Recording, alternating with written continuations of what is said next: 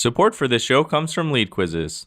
Lead Quizzes helps you easily set up high-converting quizzes to capture and qualify leads for your business. Visit leadquizzes.com/podcast to get a 14-day free trial today. I always would have believed the grass was greener on the other side. I always would have looked at venture-backed entrepreneurs and CEOs and oh man, that person, they're playing in the big leagues. That's what a true baller looks like. And I'm just small potatoes. And now I know from spending so much time with so many venture-backed entrepreneurs and CEOs and bootstrappers, right? People who built an agency or a consultancy, how different reality is.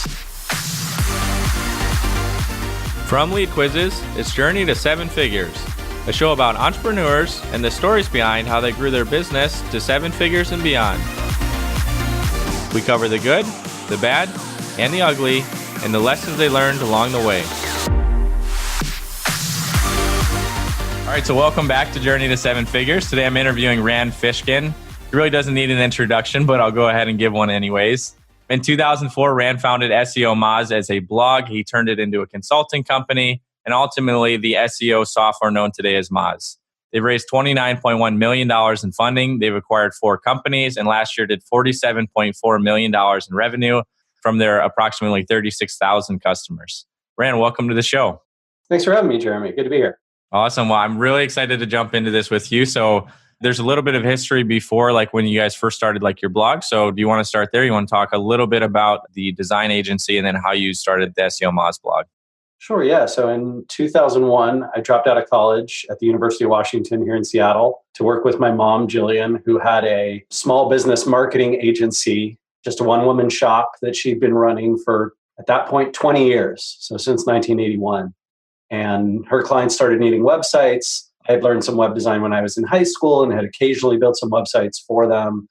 And coming on board seemed like a fun way to escape the true responsibility of being a mildly emerging adult. And over the next few years, we built up a huge amount of debt, did not do very well acquiring clients, ended up not being able to pay our subcontractors, including our SEO people. And so I had to learn the practice myself so that we could complete the contracts and hopefully at least get some income coming in.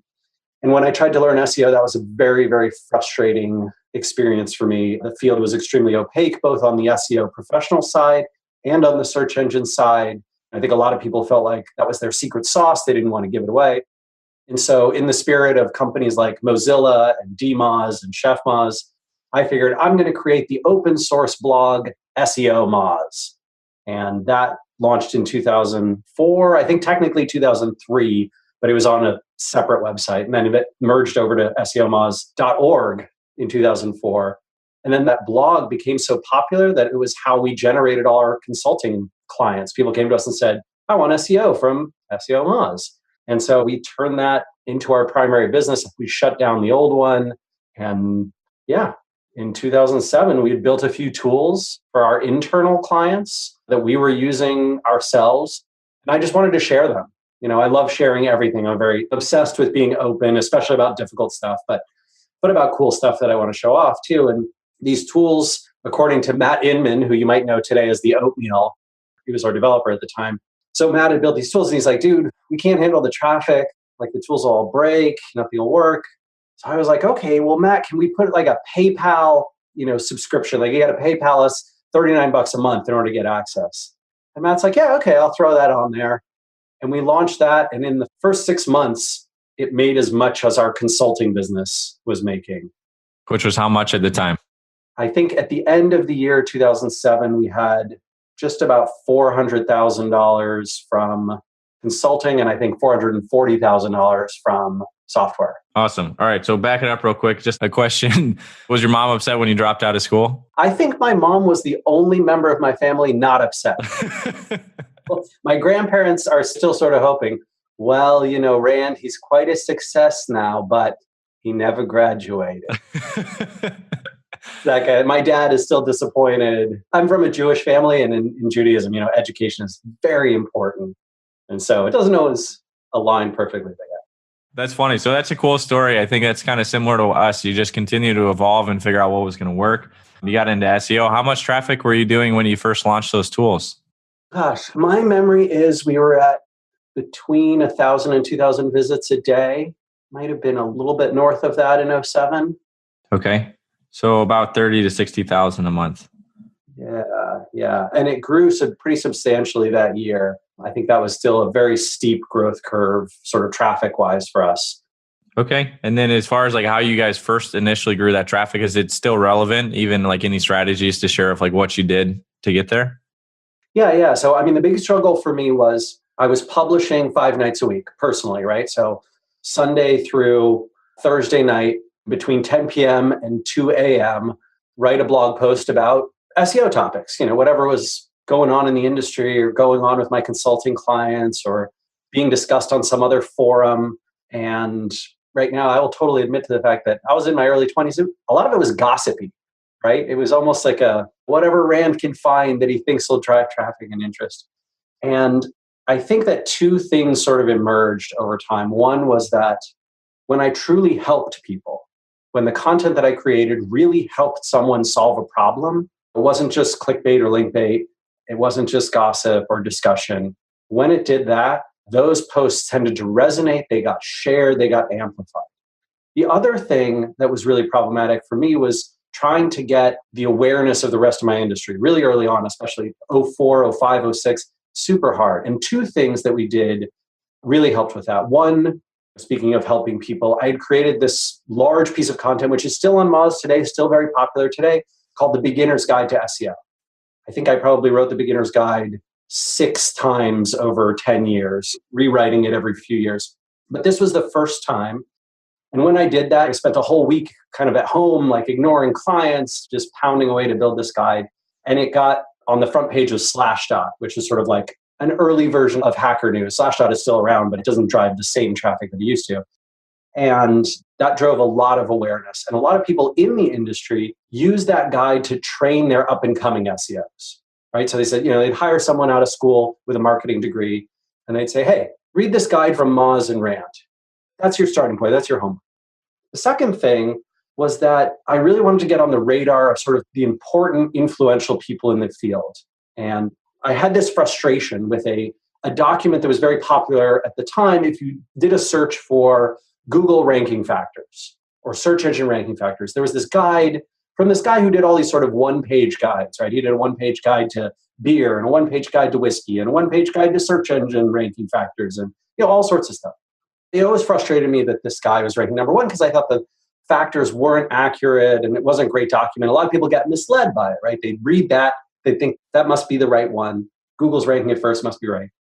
And so I set out to create another one, basically a copy of his. But my insight or tactic was, hey, I'm going to invite 110, I think, 120 of the most influential people in the SEO world to contribute to it through a survey. I'm going to send them each, privately a survey link.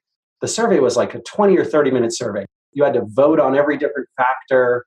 It took a lot of work, 30 minutes of work. And I think maybe 90 people out of the 115 filled it out, that first one.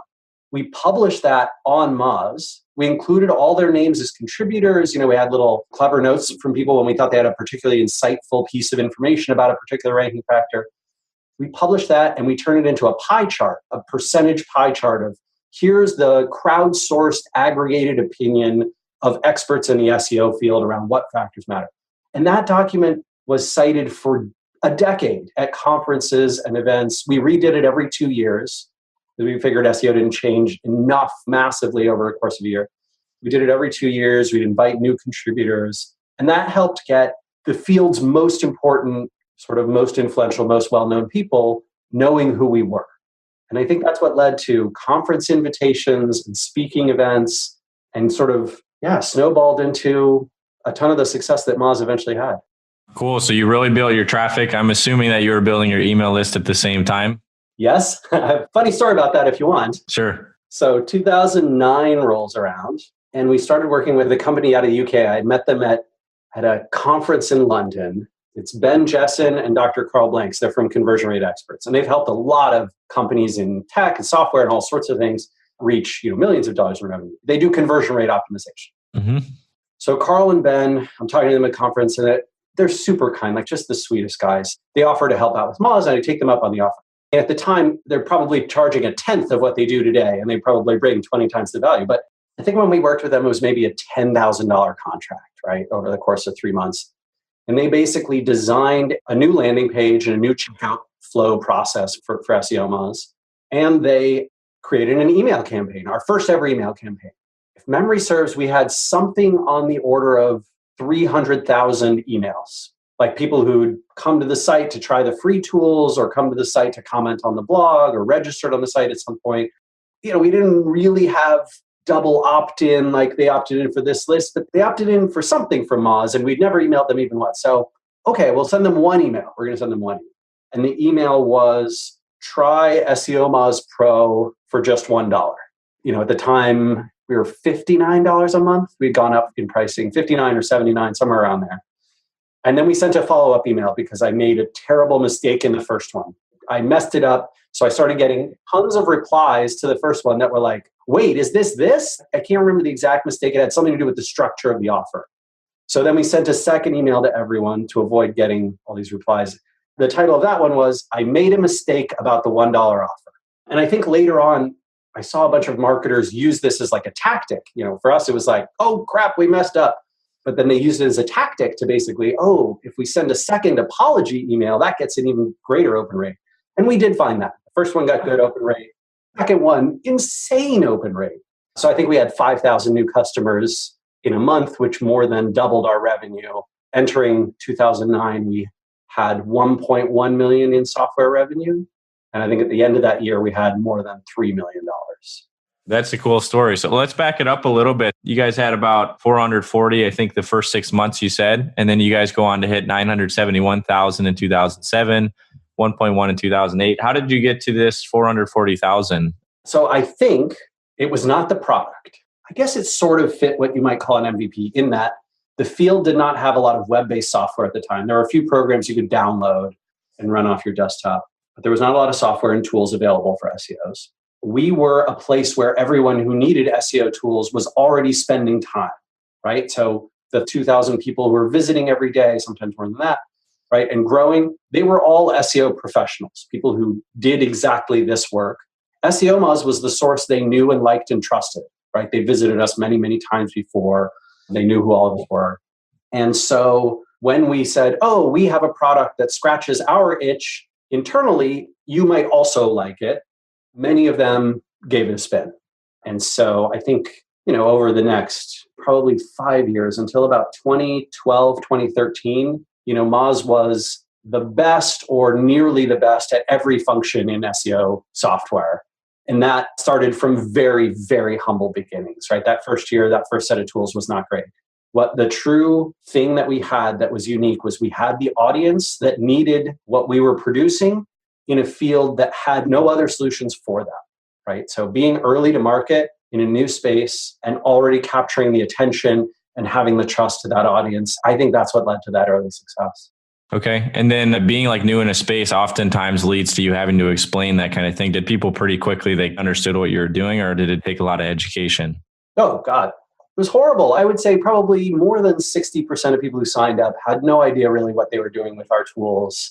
And it took a tremendous amount of education, which unfortunately we did not make easily accessible. We didn't do the classic, what I think is probably a very smart thing for more complex SaaS products to do, which is onboarding, right? You have an initial phone call, someone sets you up, they walk you through it. Now Moz has only had it for, I'm no longer there, so 2 years. And, it was sort of transformational, but that was foolish of me to ignore that for so long, absolutely. You said you've only had the onboarding sequence for 2 years? Yes, right around there. Mm-hmm. Wow. Okay. So your main growth strategy then was really to increase your traffic on your website and build your email list and then just get people into the product. Yeah, that's exactly right. So I think we were a combination of freemium and premium. Some of our tools you could access totally for free. You just give us your email address. I think you could try some things without even signing up for an email. Then a ton of content marketing. What we now call content marketing. At the time, we just had our blog, right? And the articles that we published because we were trying to help people learn SEO. And a huge part of my personal mission became helping people to do better marketing, right? Helping people to understand the field of SEO and understand its importance and power. And that in 2007, it was still early days. There was a lot of mistrust of the field. software engineers and web developers in particular despised SEO, right? Hated it, thought it was unnecessary, thought, oh, if all those smart engineers at Google are building a great search engine, no website should actually need SEO. What are you talking about? And getting over that mental hurdle was a huge block. I think there was also a ton of effort spent to get it into the minds of larger organizations and marketing departments and sort of win mind share there. And Moz spent a lot of time. I spent a lot of time on the forefront of that battle too. And then there was the fundraising, right? So we raised 1.1 million in 2007, and that puts you on a certain type of trajectory. And that trajectory is succeed spectacularly or fail entirely, right? After that, we raised 2 more rounds. I raised 18 million in 2012 from Foundry and Ignition to add to the 1.1. And then Sarah, when she became CEO, raised around, I think that was the beginning of 2016. She raised another $10 million from insiders, just from Foundry. And I would say that 29 million from our investors comes with an implied promise. That implied promise is we're going to make you 5 to 10 times this money back. And to do that, Moz has got to be worth, north of $400, $500 million, which means revenues have got to be in the 100 to 200 million at least range. So Moz has a very tough, long, arduous journey ahead of it to even be considered, a baseline success on those promise commitments. It's a little odd. It's very different from an entrepreneur who could say, hang on a sec, you have a $47 million a year business kicking off millions in EBITDA and profit. Like, you're good. I think you're okay. No, not when you have venture behind you, right? Because the promise is something else. Yeah, so I've heard you talk about this. You stepped down from the CEO position because you went through some depression. It sounds like this is still like even an emotional thing around what does success actually look like when you raise money and when you don't. Yeah. Now that you're not at Moz anymore, and you have a chance to start over, what would you do differently? I'm very glad that I raised venture once for that business. And the reason why is, 2 things. One, although I think I made and Moz made some missteps, I think it was actually a very wise investment. And I think it's very possible that without some of those missteps, with some sort of smarter decisions, especially between 2013 and 2016, Moz could have actually been a runaway hit, company. So I think that was a smart investment decision, from our investors. And I think Moz is the kind of business that could take venture and do very well with it. The other reason, the more personal reason I'm glad we did it, or I did it, is because I know myself. And I know that if I'd never raised VC, I always would have believed the grass was greener on the other side. I always would have looked at venture-backed entrepreneurs and CEOs and been like, oh man, that person, they're playing in the big leagues. That's what a true baller looks like. And I'm just small potatoes. And now I know from spending so much time with so many venture-backed entrepreneurs and CEOs and bootstrappers, right? People who built an agency or a consultancy, how different reality is, right? How it is the case, absolutely, that I have many entrepreneurial friends who never raised money, who, their companies make a 20th to a 50th of what Moz does every year. And they are vastly more financially well off than my wife and I, right? And so you sort of have that, hang on, I thought, wait, why would you do that if you can't turn it into something bigger? Mm-hmm. And then, I know CEOs and founders who sold their companies for $100 million and they own 6% of it. And there was 40 million of preference. So they got 6% of the 60 million. And you look at that 100 million and you go, my God, what an incredible, knock it out of the park story. Oh, hang on a minute. I think a consultant who has a nice, profitable business is actually doing better than that person did. That's real weird. That's some strange math. Mm-hmm. And I don't mean to say that, financial is not the only motivation. There's a bunch of other ones, right? One of the big ones that a lot of people have in the venture-backed world is they want to build something from scratch that couldn't exist without that investment. And I believe that about Moz. I believe that we had to raise that money to do the exciting things, especially build the link graph and all those kinds of things. What I think I did not understand well is the falling costs of technology between 2007 and 2014, 15 really meant that we probably, if we had stayed very focused, we probably could have only on that initial 1.1 million turned Moz into a, bigger, more successful, more financially fast-growing company than it is today by maintaining that focus and by relying on sort of the falling cloud infrastructure pricing that Amazon and Google Cloud and Rackspace and all these competitors have driven things to. So, yeah, kind of crazy. Very interesting. Okay. We'll get back to the show in a minute, but first a quick thanks to our sponsor, Lead Quizzes. If you want to grow your business to 7 figures and beyond, you must learn how to generate leads predictably. When I first started my business, lead generation felt like riding a roller coaster. I would have huge sales months and then months with nothing. This happened because I relied solely on referrals and networking to grow my business. Predicting growth and investing in the future were frightening because I didn't have control over my lead generation. That was before we created Lead Quizzes. Now I predictably generate leads in my sleep and have stopped worrying about where the next sale will come from. Top marketers like Neil Patel and Lewis House have used Lead Quizzes to increase their lead capture by up to 500%. Think about it. Quizzes are fun, engaging, and you can offer personalized feedback in exchange for your quiz taker's contact information. Lead Quizzes is a software that allows you to set up high-converting quizzes quickly without having to hire an expensive programmer. In fact, our users have generated over 3 million leads for their businesses. Take control of your lead generation today and start your 14-day free trial by going to leadquizzes.com/podcast. Something else I want to ask you about. I'm really interested. So like you had this consulting agency, you had the software in 2007. I believe you stopped selling the consulting in 2009. It's kind of a similar like progression of how Lead Quizzes went through. We started as an agency.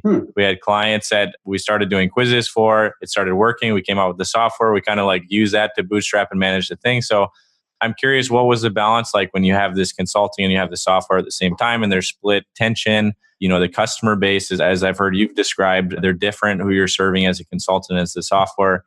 What was that time period like for you guys going from about $1 million in 2007, 2008, and then jumping to 3.1 in 2009? Yeah. So there were 2 challenges, I think, with the consulting side of it. 3. 1, I like the consulting aspect. I hated the sales aspect, right? So, if I were doing work for you, what I really disliked is what I always felt like was an inauthentic relationship between us, right? You're my customer, and so I want to bend over backwards for you and serve you, but it's not because I love you and care for you. It's because I want your money. And I dislike that. It wasn't a great mental model for me. It always drove me a bit bananas. Yeah. So I dislike that sales aspect that just colored relationships between myself and clients. And I know plenty of consultants who do a great job with this and they can work around it fine. It just wasn't the match for me. The second one that was a struggle was getting pulled in the 2 directions, right? So this week, do I spend time getting better at our consulting practices, hiring that new consultants, training up our consultants, making sure that our deliverables are really good? Or do I spend more time on product and marketing and engineering of our software? That one was easy. I love the product and engineering and marketing of the software. So that was where I was going to put, a lot of my time. And I sort of relied on the consultants. We only had 3 other consultants in-house. I kind of relied on them to just carry out the consulting deals. And I would close some sales and sort of be on the phone with this person, that person, fly to an office for a day or whatever it was. But my passion was in software. And so that's where I wanted to spend my time. The third one was a little odd. I'm not sure this applies to every consulting to software transition, but many of our software customers feared that we might be competitors of theirs, right? That we might be like crawling these websites and getting all this rankings data about their client. And then what if we use that in a consulting pitch against them to win the business of their, you walk in and you go, yeah, well, these seem like fine consultants, but you know what? They're using our software. Yep. Rightly or wrong. I don't think we ever actually came into conflict on a consulting deal like that, but it was perceived that we might be. And so that was when when we saw that behavior and that concern in our audience base, we decided, shut it down. We want to shut down the consulting business. And of course, consulting revenue, once you take venture, it's not valued, right? Consulting revenue is almost like a dirty word. Services revenue, dirty word in venture because it's valued at 1x, right? As a revenue multiplier of 1x instead of software, which can be, depending on the margins, 2 to 8x, sometimes 10. Okay. One of the other things I was really interested in is like, I've heard you talk about, you guys have 3 core groups. You guys have the professional marketer, someone that's working within a larger organization. You have the agencies that are using your product, and you have the independent consultants and entrepreneurs. Can you tell me about how you kind of figure out who those people were? Sure. And then how that drove some of the decisions you guys made, maybe around product development, pricing, marketing, those kind of things? Yeah. So early on, it came just through surveys, right? So we'd run some standard like SurveyMonkey surveys, type form, that kind of thing. Then we got a little more sophisticated. And when you registered on Moz's website to create an account, to comment on the blog or download a free video set or get access to some of the free tools, whatever it was, you had to fill in a few profile items. And then there were some optional ones as well. And plenty of people filled in the optional ones, including a lot of demographic data and job description data. So I remember at one point, I think it was a couple years ago, we were looking at doing a full contact, merge. So full contact is another Foundry investment, and they basically have all this data about, you give them an email address, they'll tell you the LinkedIn profile, the Twitter profile, all this data about that email address. And so we were thinking of going to them, and then we realized, gosh, you know what? We have a sample set that's plenty big enough of tens of thousands of people who've given us their job title and their company name and their website and all that. Let's just look at that. And so I think that's where those numbers you cited come from, right? So about 40% consultants and agencies, about 40% in-house marketers, 20% entrepreneurs, small business owner, other web developer, that kind of thing. Interesting. Yeah. So you guys were using like form fields, I'm guessing, and maybe, I don't know if you had a platform like HubSpot where you could progressively profile and ask additional information from people. We use a homegrown solution, but similar. Okay. Yeah. Awesome. So like how much of an impact did that have when you started understanding your audience and growing Moz? So I think that probably our biggest failure ever was not paying attention to that, right? It's almost the reverse. So we paid attention for a long time. We knew that we were dealing with SEO professionals, and that, the nice thing, very nice thing, is that consultants and agencies need 90% of the same software to do SEO work. Agencies often need a lot more reporting stuff. In-house need less of that, but they need a little bit more of follow everything that's going on with my one website, and agencies might be following along with everything that goes on with 10 or 20 websites, but very, very similar in terms of their practices. So that, I think, was helpful from a product direction perspective.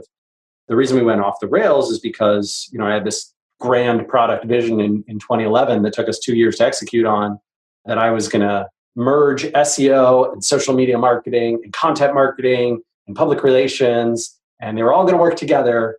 And we were going to have the platform that served all of them in one place, which, of course, as we know today, that never happened, right? There's no content marketing professionals and SEO professionals, and social media marketing professionals, and press and PR folks. They have not merged jobs. They still do their own siloed work, whether it's at a consultant or an agency or in-house. And so that grand vision was based on a theory that proved not to be true. And I think that was a very poor bet, because in software as a service, your job is not to lead the market, it's to follow the market and serve it. We are not Facebook, and we shouldn't have tried to be, right? We shouldn't have tried to say, this is where the world is going, we're going to build the next thing. We should have said, this is the world as it is today, and here's how it's emerging, and we're going to do a great job of serving the needs that this audience has today. That was a big stumble. Really interesting. I'm curious, between 2007 and 2008, so your revenue was about 971 in 2007, 1.1 in 2008, at least from the product numbers I could find.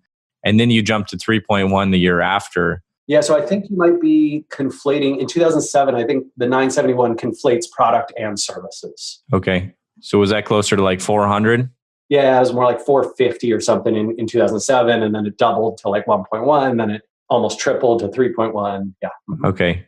Awesome. Well, you guys have a lot of content marketing strategies now. I've found it really interesting that you guys publish your expenses, and marketing only makes 3 to 5% of your expenses. And the advantages of SEO where those things continue to compound year after year. Yeah. But you guys have a blog, you guys do these Whiteboard Friday videos, you guys have a learning center, you have your podcast, you guys have big social channels, you do keynote events, you guys started doing retargeting traffic.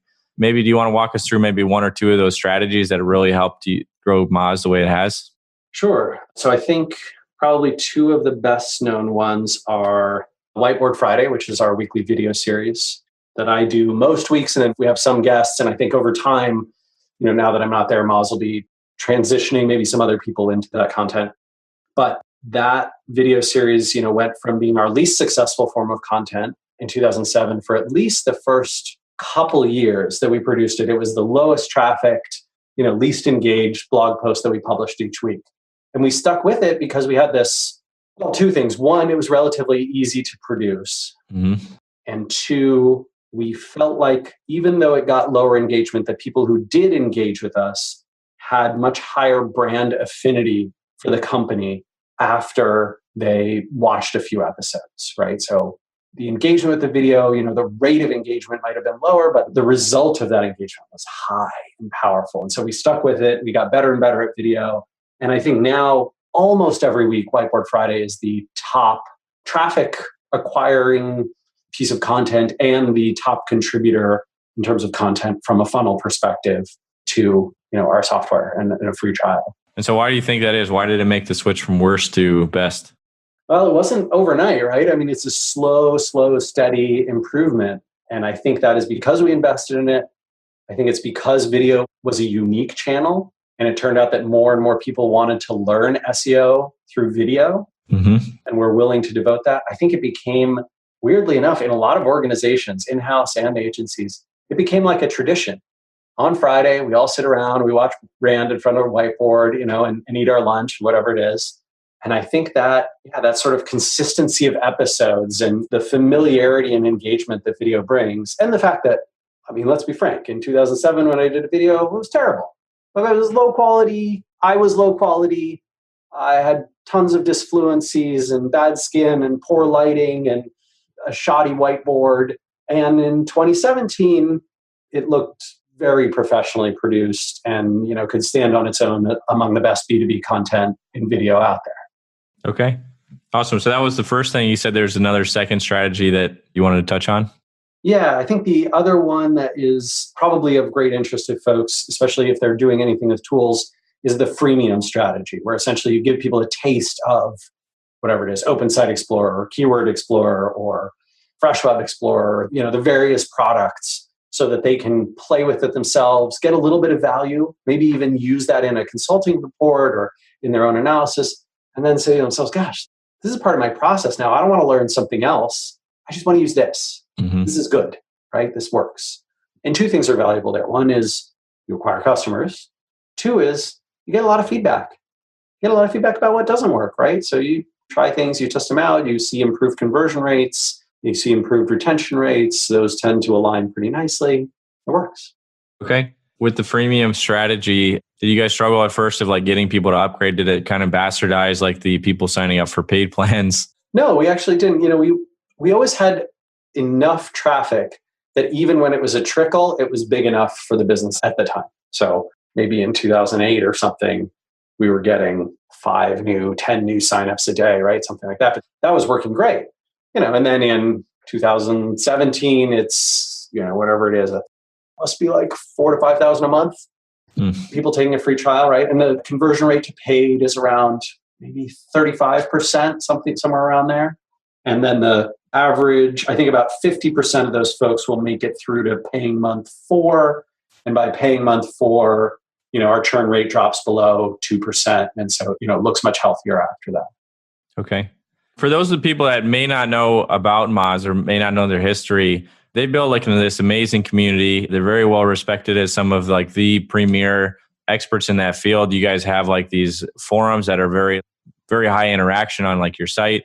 Rand, anything you can share around how you guys built such a great community there? Yeah, I think that a few things really helped on the community side. One was in the early days, I and other early Mozzers participated heavily in other people's communities. This was in the early days of social media, but even before social media, on other forums and blogs and websites. And so you felt like you had a kinship and connection to us already. So you'd come over to Moz and you knew the players and sort of knew some of the writers, had seen them comment other places, that kind of thing. And then I think also we were very high engagement with folks. So today, sometimes I'm terrible, there'll be 100 comments on a Whiteboard Friday and I'll have responded to 7 of them. In the early days, all 100. We wouldn't get 100, but I would respond to every single person. every single one. Sometimes I DM them something or email them something when, something came up 3 months later and it reminded me of the problem they talked about and whatever. So people just felt like, wow, this person really cares about me. Yeah. Answering email was another huge one. So I put my email out there publicly on the web. Anyone can find it. It's, easy as pie. And I got tens of thousands of emails and tried to respond to every single person, always. Even if it was just to say, I don't think I can help. I think sounds like you need a professional SEO. You know what? I have this list of recommended SEOs that I built to solve problems like this. A lot of the content that Moz created, especially in its early days, was, hey, 7 people have emailed me about this. I'm tired of answering. I just want to put the answer online. I can just send them the URL. Oh, that content did really well.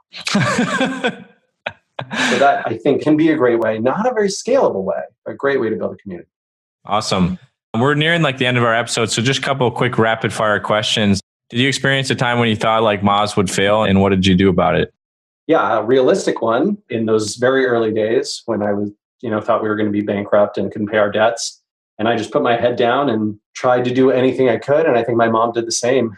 She just tried to keep things going. And we just got lucky. We found a lucky field, right? SEO that was growing fast. We built something that other people didn't have, and it snowballed into, what we have today. The second time was in 2013 and early 2014 when I thought that we were going to fail because this new product idea that I had that was finally launched, it was a complete flop and wasn't what people needed. But Moz had plenty of runway and tens of thousands of subscribers at the time.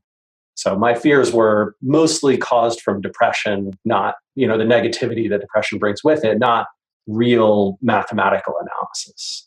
Okay. And so real quick, how did you get through that? Or how would you recommend someone that's maybe going through depression, you have to get past that?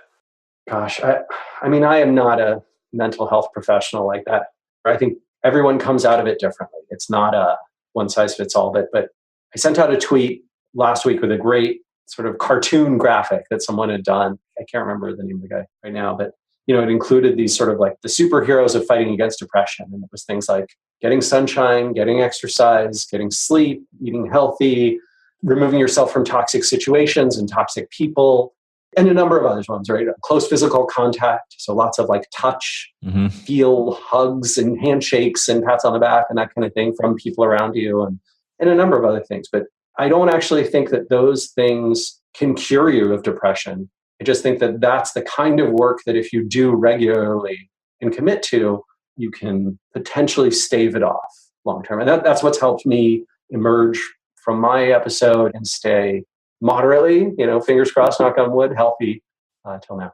Awesome. I really appreciate that. A couple more quick questions. Rand, last month you left Moz and started SparkToro. Yeah. Do you want to briefly share why and maybe let us know what you're doing next? Sure. As the why, I won't go into all the details, but it was a little bit of a messy breakup, which is not totally ideal. That is not to say I still have dozens of great friends at Moz. My wife and I still own 24% of the company. I'm still the chairman of the board, so I'm absolutely cheering hard for Moz to continue to do well. And while I have my frustrations with management over the last couple of years, those are my issues, not anybody else. Mm-hmm. In terms of why start another company, I'll be honest with you, Jeremy, I have a chip on my shoulder. There's a small group of people that I really, really need to prove wrong. And that is not an emotionally healthy reason to do something as dangerous as starting a startup, but it's always been a really good motivator for me. So I think that passion is going to help carry me through these early days. And yeah, SparkToro is, right now, it's a theory. Like all startups with no product, right, is a theory. And all I'm doing is talking to a ton of people about, hey, do you have this problem? And what do you use to solve this problem today? And the problem I keep hearing from a lot of marketers that's not in SEO, because I have a non-compete and obviously I still own a lot of stock in an SEO company. So I'll keep those eggs in that basket, is basically that they struggle to figure out where and to whom their audience pays attention on the web, right? So you and I starting a new company, we've got a new, set of equipment for dentists. What conferences do dentists go to? Do they read any websites? Is there a podcast for dentists? Do they listen to anything? Are any of them on Twitter? Do they follow anybody there? Are they on LinkedIn? Are they mostly a Facebook type of crowd? Those kinds of things, right? And figuring out where they are, who they pay attention to, where we can reach them, where we should spend our marketing time and energy. That is a big, frustrating, thorny, manual process today. And I think software, along with a big data set, could do that better. So that's what I'm going down the path of. Awesome. That sounds very exciting. And I know, Rand, like you've supported teaching like SEO and about business for a long time and built a great community. So now that you're getting started, how can we help you out? Like, where can we learn more about you? You have this book coming out. Maybe you want to talk about. Oh, that's very kind. Yeah. So I do have a book coming out about the last sort of 17 years of building Moz. So if the first 40 minutes of this conversation were interesting and valuable to you, there's chapters in there about, transitioning from services to product company and building that first $1 million in revenue. So Lost and Founder comes out April 24th. And I'm sure my publisher would love it if you pre-ordered the book. Yeah, the other thing you can check out is sparktoro.com. And I've got a brand new blog there where I've been writing some stuff lately. And you can see kind of what we're building or what our idea for what we're building on the product page and give us feedback or sign up to get an email when we launch. It'd be great. Awesome. Yeah. And like I shared with Rand in an email before this, like we took a piece of advice from him this last year and we're able to 10x our search traffic this last year. So he shares some really good stuff. I definitely recommend go follow him. He's got a social accounts he still shares on, but yeah, go order his book and check out SparkToro. All right. Well, Rand, thank you so much for joining us and sharing all the lessons you've learned. Yeah, Jeremy, my pleasure. Thanks for having me, man. Awesome. Thanks again for listening to our show this week. If you want to find out more about Rand Fishkin and the lessons he shared today or read our show notes, visit leadquizzes.com/13. If you'd like to start generating more leads for your business and get a free trial to Lead Quizzes, go to leadquizzes.com/podcast. Next week, I'll be interviewing Ali Gardner from Unbounce on how they grew to 14,000 customers, 165 team members, and $17 million in annual recurring revenue. Please subscribe to our show so you don't miss this next episode. I'm Jeremy Allens, and you've been listening to Journey to Seven Figures.